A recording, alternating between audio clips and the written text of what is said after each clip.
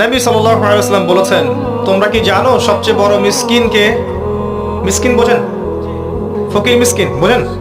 সবচেয়ে বড় মিসকিন দরিদ্রকে? সাহাবায়ে কেরাম বললেন, আমরা তো মনে করি ইয়া রাসূলুল্লাহ, যার কাছে অর্থ সম্পদ নাই, মানুষের কাছে চেয়ে খায়, তারাই মিসকিন।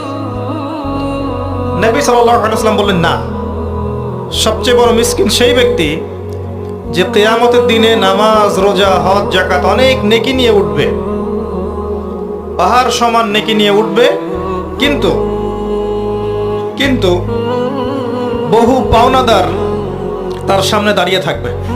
সে কারো গীবত করেছে, কারো টাকা আত্মসাৎ করেছে, কারো সম্পদ লুট করে খেয়েছে, কাউকে গালি দিয়েছে, কাউকে অপবাদ দিয়েছে ইত্যাদি।